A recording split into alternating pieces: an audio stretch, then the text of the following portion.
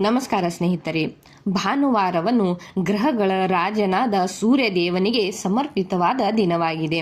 ಧಾರ್ಮಿಕ ನಂಬಿಕೆಗಳ ಪ್ರಕಾರ ಈ ದಿನದಂದು ಸೂರ್ಯ ದೇವನನ್ನು ಪೂಜಿಸುವುದು ವ್ಯಕ್ತಿಯ ಜೀವನದಲ್ಲಿ ಸಂತೋಷ, ಸಮೃದ್ಧಿ ಮತ್ತು ಗೌರವವನ್ನು ಹೆಚ್ಚಿಸುತ್ತದೆ ಎಂದು ಹೇಳಲಾಗಿದೆ.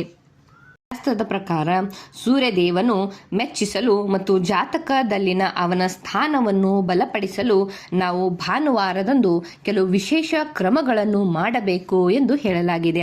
ಈ ವಿಶೇಷ ಕ್ರಮಗಳನ್ನು ಮಾಡುವುದರಿಂದ ಗ್ರಹಗಳ ರಾಜನ ಅನುಗ್ರಹವು ನಾವು ಪಡೆದುಕೊಳ್ಳಬಹುದು ಎಂದು ಹೇಳಲಾಗಿದೆ. ಹಾಗಾದರೆ ಭಾನುವಾರದ ದಿನದಂದು ನಾವು ಯಾವೆಲ್ಲ ಕೆಲಸಗಳನ್ನು ಮಾಡಬೇಕು ಎಂಬುದನ್ನು ವಿಡಿಯೋದಲ್ಲಿ ಮುಂದೆ ಹೇಳಲಿದ್ದೇನೆ. ಸ್ನೇಹಿತರೆ, ಇಂಥದ್ದೇ ಮಾಹಿತಿಗಳಿಗಾಗಿ ನನ್ನ ಈ ಚಾನೆಲ್ನ ಸಬ್ಸ್ಕ್ರೈಬ್ ಮಾಡಿಕೊಳ್ಳಿ ಹಾಗೂ ಲೈಕ್ ಮಾಡಿ ಸ್ನೇಹಿತರೆ, ಮತ್ತು ಕಮೆಂಟ್ ಮಾಡಿ ಕೂಡ ತಿಳಿಸಿ. ಮೊದಲನೇದಾಗಿ ನೋಡಿ, ಧಾರ್ಮಿಕ ನಂಬಿಕೆಗಳ ಪ್ರಕಾರ ಭಾನುವಾರದಂದು ಸೂರ್ಯದೇವನಿಗೆ ಅರ್ಘ್ಯವನ್ನು ಅರ್ಪಿಸುವ ಮೂಲಕ ಅವನನ್ನು ನಾವು ಸಂತುಷ್ಟಗೊಳಿಸಬಹುದು ಮತ್ತು ವ್ಯಕ್ತಿಯ ಅಂದರೆ ನಮ್ಮ ಮೇಲೆ ಅವನ ಆಶೀರ್ವಾದವನ್ನು ನಾವು ಪಡೆದುಕೊಳ್ಳಬಹುದು ಎಂದು ಹೇಳಲಾಗಿದೆ.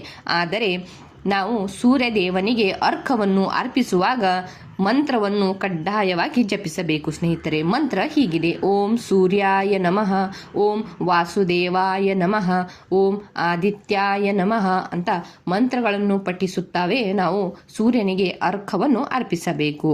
ಅದಾದ ನಂತರ ನೋಡಿ, ನಾವು ಕೆಲವು ಪ್ರಮುಖ ಕೆಲಸಗಳಿಗಾಗಿ ಮನೆಯಿಂದ ಹೊರಗೆ ಹೋಗುವಾಗ ಭಾನುವಾರದಂದು ನಾವು ಹೊರಗೆ ಹೋಗುವ ಮೊದಲು ಕೆಂಪು ಚಂದನದ ತಿಲಕವನ್ನು ಹಣೆಗೆ ಹಚ್ಚಿಕೊಳ್ಳಬೇಕು.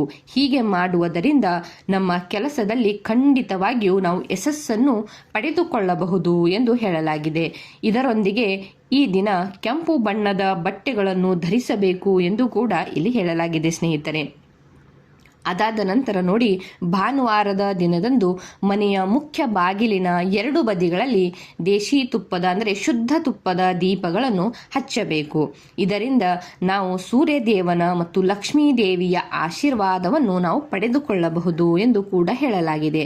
ಅದಲ್ಲದೆ ಜೀವನದಲ್ಲಿ ಹಣಕ್ಕೆ ಸಂಬಂಧಿಸಿದ ಎಲ್ಲ ರೀತಿಯ ಸಮಸ್ಯೆಗಳು ಕೂಡ ದೂರವಾಗುತ್ತವೆ ಎಂದು ಹೇಳಲಾಗಿದೆ ಈ ಒಂದು ಪರಿಹಾರ ಕ್ರಮವನ್ನು ಮಾಡುವುದರಿಂದ.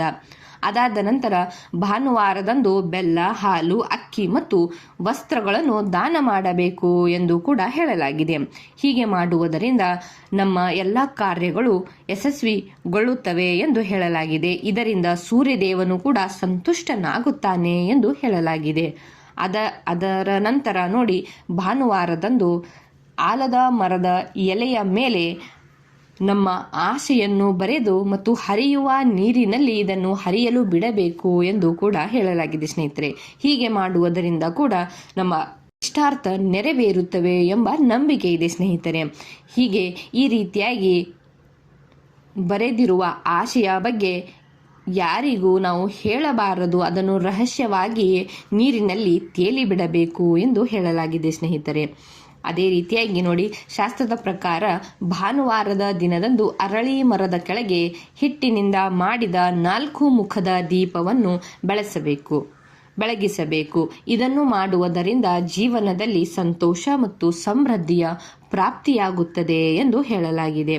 ಸ್ನೇಹಿತರೆ, ಯಾವುದೇ ಉಪಾಯ ಕ್ರಮಗಳನ್ನು ಮಾಡುವುದಾಗಲಿ ಆವಾಗ ನಾವು ಸ್ನೇಹಿತರೆ ಒಂದು ವಿಶ್ವಾಸವನ್ನು ಇಟ್ಟುಕೊಂಡು ಮತ್ತು ಸತತವಾಗಿ ಆ ಕ್ರಮಗಳನ್ನು ಮಾಡುತ್ತಾ ಇದ್ದರೆ ಖಂಡಿತವಾಗಿಯೂ ಸ್ನೇಹಿತರೆ ನಮಗೆ ಅದರ ಪ್ರತಿಫಲವು